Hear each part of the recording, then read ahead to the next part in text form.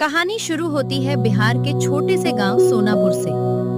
ये गांव अपनी हरी भरी खेती और मेहनती लोगों के लिए मशहूर था। लेकिन गांव की एक बड़ी परेशानी थी। यहाँ कोई अच्छा खाने का ठिकाना नहीं था। खेतों में काम करने वाले मजदूर कई कई घंटे भूखे रहते थे। गांव के बस अड्डे पर आने वाले मुसाफिर भी बिना खाना खाए आगे निकल जाते थे। इसी गांव में रहता था रघुवीर, एक मेहनती लेकिन गरीब युवक। उसके पास धन नहीं था, लेकिन खाना बनाने का हुनर पूरे इलाके में मशहूर था। काश गांव में कोई ऐसा ढाबा होता जहां कम पैसों में पेट भर खाना मिल जाता। एक दिन जरूर होगा और उस दिन कोई भी भूखा नहीं सोएगा। रघुवीर अपनी बूढ़ी माँ जानकी के साथ मिट्टी की छोटी सी झोपड़ी में रहता था। जानकी बीमार रहती थी, लेकिन अपने बेटे को हमेशा मेहनत और ईमानदारी का पाठ पढ़ाती थी। बेटा, खाने का स्वाद मसालों से नहीं, नीयत से आता है। माँ, आपका सपना मैं जरूर पूरा करूंगा। जिस दिन तेरे हाथ की मटन करी पूरे गांव में खुशबू फैलाएगी, उस दिन मुझे सबसे ज्यादा खुशी होगी। उसी समय गांव में शहर का अमीर व्यापारी दिग्विजय ठाकुर एक बड़ा होटल खोलता है। होटल बहुत सुंदर था, लेकिन वहां गरीबों की कोई इज्जत नहीं होती थी। ये होटल सिर्फ पैसे वालों के लिए है। गरीब लोग बाहर ही रहें। जी मालिक, एक गरीब मजदूर खाना मांगता है। भैया, आधी प्लेट दे दो, पैसे शाम को दे दूंगा। उधार खाने वाले यहाँ नहीं आते, निकलो यहाँ से। अगली सुबह रघुवीर हमेशा की तरह ताजा मटन करी बनाकर ठेला लगाता है। कुछ ही देर में ग्राहकों की लाइन लग जाती है। ये देखकर दिग्विजय ठाकुर का गुस्सा 7वें आसमान पर पहुंच जाता है। वो अपने खास आदमी बल्लू को बुलाता है। बल्लू, अगर लोग इसी के ठेले पर खाते रहे तो मेरा होटल खाली हो जाएगा। मालिक, चिंता मत कीजिए, आज ही इसका खेल खत्म कर देता हूँ। दोपहर होते ही दिग्विजय अपने होटल के बाहर बड़ा सा बोर्ड लगवा देता है। आज सभी ग्राहकों के लिए मटन करी बिल्कुल मुफ्त। पूरा गांव हैरान रह जाता है। अरे, जो आदमी पानी भी पैसे लेकर देता था, आज मुफ्त खाना खिला रहा है। कुछ तो गड़बड़ जरूर है। कुछ लोग लालच में होटल की ओर चले जाते हैं। होटल पहुंचते ही गरीब मजदूरों को अलग लाइन में खड़ा कर दिया जाता है। अमीर ग्राहकों को कुर्सियां और गरीबों को जमीन पर बैठाया जाता है। मालिक, हम भी इंसान हैं। पहले अपनी जेब देखो, फिर बराबरी की बात करना। उधर रघुवीर के ठेले पर कम भीड़ थी, लेकिन जो भी आया सम्मान से बैठकर खाना खाया। यहाँ अमीर गरीब नहीं, सब मेहमान हैं। शाम तक मुफ्त खाने वाले लोगों को समझ आ जाता है कि दिग्विजय के होटल में स्वाद से ज्यादा दिखावा है। अगले दिन फिर रघुवीर के ठेले पर पहले से भी ज्यादा भीड़ लग जाती है। बेटा, तेरी मटन करी में सिर्फ मसाले नहीं, अपनापन भी है। बस आपका प्यार बना रहे। उसी शाम कस्बे का एक सरकारी अधिकारी गांव आता है। वो रघुवीर से ठेला लगाने की अनुमति का कागज मांगता है। लाइसेंस दिखाइए। साहब, मुझे इसकी जानकारी नहीं थी। बिना अनुमति ठेला नहीं चल सकता। रघुवीर परेशान हो जाता है। रात को बल्लू शराब के नशे में अपने दोस्त से बात कर रहा होता है। वहीं पास से गुजर रहे दो गांव वाले उसकी बातें सुन लेते हैं। मैंने ही अधिकारी को भेजा था। मालिक ने कहा था कि किसी भी तरह रघुवीर का ठेला बंद होना चाहिए। दोनों गांव वाले ये सुनकर चौंक जाते हैं। अगली सुबह पूरे गांव के लोग पंचायत में इकट्ठा हो जाते हैं। सरपंच भी वहां पहुंचते हैं। रघुवीर ने गांव का नाम रोशन किया है। नियम का पालन होगा, लेकिन उसके साथ अन्याय नहीं होगा। हम सब गवाही देंगे कि ये ईमानदारी से काम करता है। सरपंच उसी दिन उसके लाइसेंस की प्रक्रिया शुरू करवाने का फैसला करते हैं। रघुवीर की आंखें भर आती हैं। आज समझ आया, असली ताकत पैसे नहीं, लोगों का विश्वास होता है। शाम ढलने लगती है। तभी गांव में एक पुरानी जीप आकर रुकती है। उसमें से साफ सुथरे कपड़े पहने एक बुजुर्ग व्यक्ति उतरते हैं। कोई उन्हें पहचान नहीं पाता। वे बिना कुछ कहे रघुवीर के ठेले पर बैठ जाते हैं। बेटा, एक प्लेट मटन करी देना। रघुवीर मुस्कुराकर खाना परोस देता है। बुजुर्ग पहला निवाला खाते ही कुछ पल के लिए आंखें बंद कर लेते हैं, फिर धीरे से कहते हैं, इस स्वाद में मेहनत भी है और माँ के हाथों का प्यार भी। दूर खड़ा दिग्विजय ये सब देख रहा होता है। उसे बिल्कुल अंदाजा नहीं था कि ये साधारण दिखने वाले बुजुर्ग कौन है। उसे नहीं मालूम था कि अगले दिन यही रहस्यमयी मेहमान उसकी किस्मत बदलने वाले हैं। अगली सुबह पूरे गांव में चर्चा थी कि कल रात रघुवीर के ठेले पर आए बुजुर्ग आखिर कौन थे। कुछ देर बाद वही जीप फिर से आती है। इस बार उनके साथ 2 लोग और होते हैं। गांव वालों को पता चलता है कि उनका नाम महेंद्र प्रसाद है। वे पूरे जिले में कई ढाबों और होटलों की गुणवत्ता जांचने वाले अनुभवी फूड विशेषज्ञ हैं। अरे, ये तो बड़े अधिकारी निकले। मैं यहाँ किसी को गिराने नहीं, सच्चाई देखने आया हूँ। महेंद्र प्रसाद पहले दिग्विजय के होटल में जाते हैं। वहां उनका शानदार स्वागत होता है। महंगे बर्तन, बड़ी बड़ी बातें और दिखावा। लेकिन रसोई में सफाई की हालत ठीक नहीं होती। फिर वे रघुवीर के छोटे से ठेले पर पहुंचते हैं। वहां सब कुछ सादा था, लेकिन साफ सुथरा और व्यवस्थित। बेटा, रसोई पहले दिखाओ। जरूर साहब, हमारे यहाँ छिपाने जैसा कुछ नहीं। दोनों जगह की मटन करी का स्वाद लिया जाता है। दिग्विजय की करी मसालों से भरी थी, लेकिन उसमें अपनापन नहीं था। रघुवीर की करी साधारण दिखती थी, मगर स्वाद दिल जीत लेता था। खाना सिर्फ जीभ नहीं, दिल भी जीतना चाहिए। ये कैसे हो सकता है? रात होते ही दिग्विजय गुस्से में बल्लू को बुलाता है। इस बार वो कोई झूठी अफवाह नहीं, बल्कि रघुवीर का चूल्हा खराब करने की योजना बनाता है। कल सुबह इसका ठेला चलना ही नहीं चाहिए। समझ गया मालिक। रात में 2 गांव के बच्चे मुन्ना और छोटू खेलते खेलते ठेले के पास पहुंचते हैं।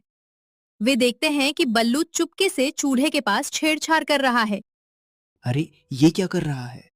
चलो, अभी रघुवीर भैया को बताते हैं। दोनों भागकर रघुवीर को बुला लाते हैं। बल्लू गांव वालों को देखकर वहां से भाग जाता है। सुबह पंचायत में ये बात पहुंचती है। गांव वाले दिग्विजय से जवाब मांगते हैं। अगर तुम्हारा हाथ इसमें निकला तो गांव तुम्हारा साथ कभी नहीं देगा। मेरे खिलाफ कोई सबूत है? बल्लू डर के मारे चुप रहता है। महेंद्र प्रसाद गांव वालों से कहते हैं कि अगले दिन जिले का ग्रामीण स्वाद महोत्सव होने वाला है। वहां जो सबसे अच्छा मटन बनाएगा उसे जिले का सर्वश्रेष्ठ रसोइया घोषित किया जाएगा। रघुवीर, क्या तुम प्रतियोगिता में हिस्सा लोगे? अगर इससे मेरे गांव का नाम रोशन होगा तो जरूर। दिग्विजय भी मुस्कुराता है। अब असली मुकाबला होगा। रात भर रघुवीर अपनी माँ की पुरानी डायरी निकालकर मसालों का सही अनुपात याद करता है। उधर दिग्विजय शहर से महंगे मसाले और बड़े रसोइये बुला लेता है। सुबह होने वाली थी। एक तरफ मेहनत और सादगी थी, दूसरी तरफ पैसा और घमंड। कल फैसला होना था कि गांव का असली मटन करी वाला कौन है, लेकिन किसी को नहीं पता था कि प्रतियोगिता शुरू होने से कुछ मिनट पहले ऐसा हादसा होगा जिससे पूरा मैदान सन्न रह जाएगा। अगली सुबह जिले के बड़े मैदान में ग्रामीण स्वाद महोत्सव शुरू होता है। दूर दूर के गांवों से लोग पहुंचते हैं। मंच पर बड़े बड़े अधिकारी बैठे होते हैं। रघुवीर अपने साधारण ठेले और मिट्टी की हांडी के साथ आता है, जबकि दिग्विजय का स्टॉल चमचमाता हुआ दिखाई देता है। आज फैसला होगा कि जिले का सबसे बेहतरीन मटन करी वाला कौन है। आज गरीबी नहीं, पैसा जीतेगा। जीत हमेशा मेहनत की होती है। मुकाबला शुरू होने ही वाला था कि तेज बारिश शुरू हो जाती है। कई प्रतियोगियों के चूल्हे बुझ जाते हैं। रघुवीर का भी चूल्हा ठंडा पड़ जाता है। अब तो तुम्हारा मुकाबला खत्म। जब तक हिम्मत जिंदा है, हार नहीं होती। गांव के कुछ युवक तुरंत तिरपाल पकड़कर उसके चूल्हे को बारिश से बचा लेते हैं। दिग्विजय अपने नौकरों पर गुस्सा करता है। जल्दबाजी में उसकी हांडी जल जाती है। मटन का स्वाद बिगड़ जाता है। तुम लोगों ने सब खराब कर दिया। मालिक, हमने पूरी कोशिश की। रघुवीर धीरे धीरे मटन पकाता है। उसे अपनी माँ की बातें याद आती है। खाना जल्दी नहीं, प्यार से पकता है।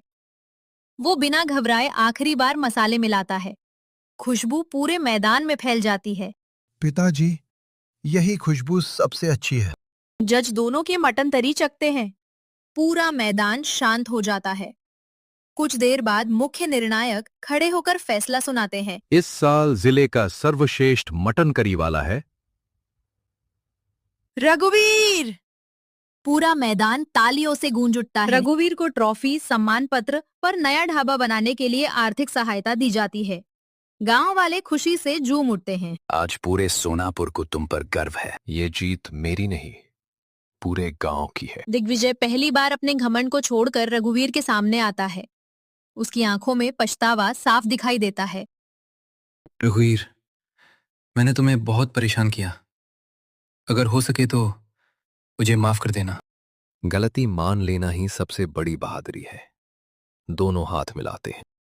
कुछ महीनों बाद रघुवीर का नया ढाबा बन जाता है। ढाबे के बाहर एक बड़ा बोर्ड लगा होता है, गांव में मटन करी वाला। नीचे लिखा होता है, यहाँ हर इंसान का सम्मान पहले, खाना बाद में। अब वहाँ अमीर गरीब सभी एक ही लाइन में बैठकर खाना खाते हैं। रघुवीर हर रविवार गांव के बुजुर्गों और जरूरतमंद लोगों को मुफ्त खाना खिलाता है। उसका ढाबा सिर्फ स्वाद के लिए नहीं, बल्कि इंसानियत के लिए पूरे जिले में मशहूर हो जाता है। दौलत से बड़ा स्वाद नहीं होता, और स्वाद से बड़ी इंसानियत नहीं होती। मेहनत, ईमानदारी और सम्मान से कमाया गया नाम किसी भी दौलत से बड़ा होता है। कुंदन के चले जाने के बाद विक्रम कुछ देर तक चुपचाप खड़ा रहता है।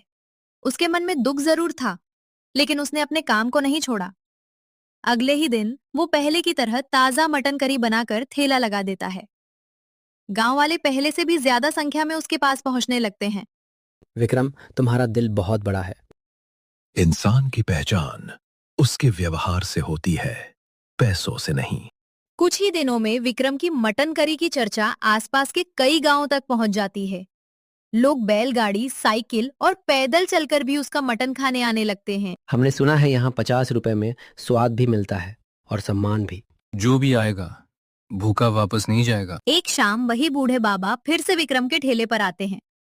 इस बार उन्हें देखते ही विक्रम उनके पैर छू लेता है।